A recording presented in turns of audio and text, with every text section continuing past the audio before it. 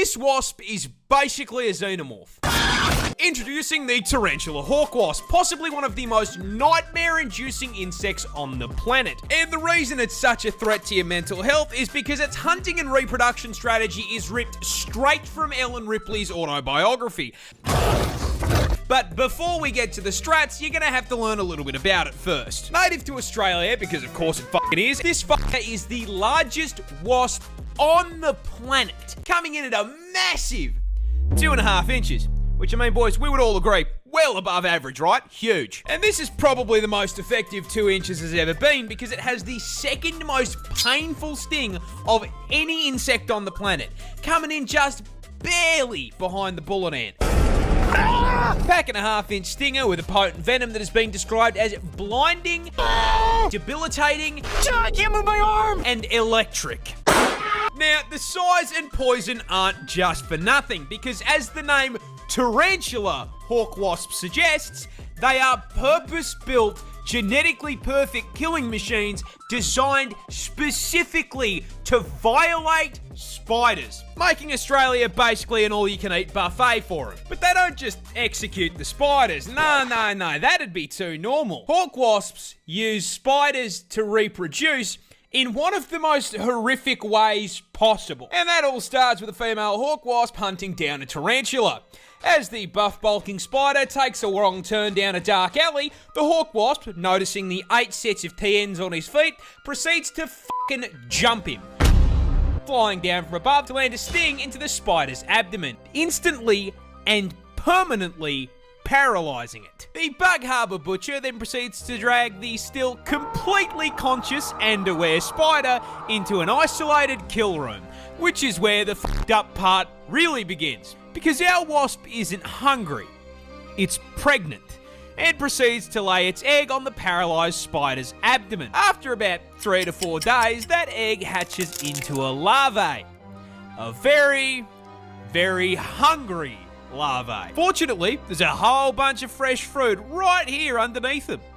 That food being the still paralysed, still very conscious and aware spider. The larvae burrows into the spider's abdomen and gets to work converting it into a KFC family bucket, consuming it from the inside out, purposely avoiding vital organs to keep the food nice and fresh. After it's done consuming a living being, the larvae breaks forth from the demolished corpse like a fucking chestburster and fucks off to continue the generational arachnid violation. Anywho, good luck getting any sleep tonight.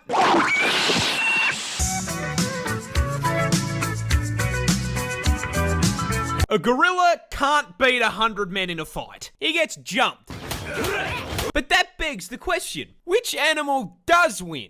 And the answer, stepping into the ring at 5 meters long and weighing in at a genuinely frightening 4,500 kilos, I present to you the hippopotamus. Yeah, look, a hippo causing a 100-long line at the gates of heaven after a fight is honestly pretty plausible. You see, despite the fantastic PR work Moodang has done for the hippopotamus community, doesn't change the fact that Moto here is a sentient Ford F-150, the temperament of a fucking serial killer who can win this fight for one very specific reason. You can't fucking hurt it. You say the hippopotamus is possibly the tankiest land animal on the fucking planet, packing an unbelievably thick 2-inch hide. Now look, we all know 2 inches is a lot, especially in the sheets, but in the streets of the African savannah, this makes them practically Don't believe me? Here is a hippopotamus walking away from 10 lions trying to convert it into a family meal. Notice how the hippopotamus does not give a single fuck. If Mufasa and his extended family can't hurt it, neither can you. However, don't let the fact that it's walking away fool you here. The hippopotamus is not a peaceful animal. They are, in fact, violent, psychopathic, 4.5-ton thundercats that can and will bite you in half. A hippo's jaw produces 2 1,000 psi of pure crushing force. So if he catches your ass, you are the watermelon. And as if the hydraulic press wasn't bad enough, don't forget they've got two 20-inch fangs in that mouth that'll put a hole in you big enough to stick your arm through. But honestly, the bite doesn't even matter. It weighs 4.5 tons and can run at 30k an hour. Getting hit by a charging hippo is like getting hit by a bus. There is no way we are winning a fight against something that could probably take out 10 people just by rolling over. In summary, don't with the hungry hippo.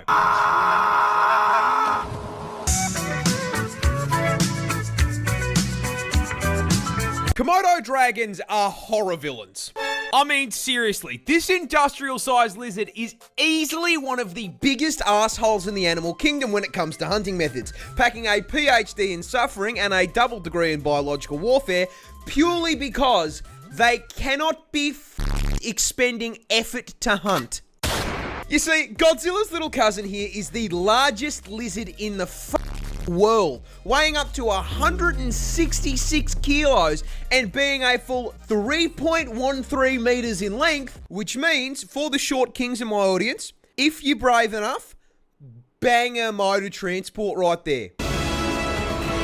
Now, being the reptile equivalent of a Cadillac Escalade means that the Komodo dragon needs to consume a lot of calories to keep that bulk going. However, rather than using that bulk to proactively chase down and body slam its prey, they can take down prey 3 times their size because, as if being a reptilian tank was not enough, they are also venomous. And this isn't just your run-of-the-mill snake venom that, gives you a nice quick 15-minute death. No. A Komodo hunt starts with it running up to its prey and giving it a nice big chomp on the leg, injecting it with hemorrhagic venom. After biting, the Komodo dragon off and just sits there watching. The confused and bewildered animal runs off into the forest, leaking blood, allowing that Komodo dragon to track it like a DoorDash order. A week goes by, and that bite wound isn't closing because hemorrhagic venom prevents blood clots. So, the animal is still slowly bleeding out, and the Komodo is still watching. More time passes. That bite wound gets infected because Komodos are carrion feeders, meaning that the inside of their mouth is full of enough rotting flesh and bacteria to give Asmongold a run for his money. The infection begins to drain the animal's strength, and the Komodo is still watching. Another week passes. The infection has spread, and the flesh has begun to rot. And you best believe that ass lizard is still there watching like he's waiting for his meal to heat up in the microwave.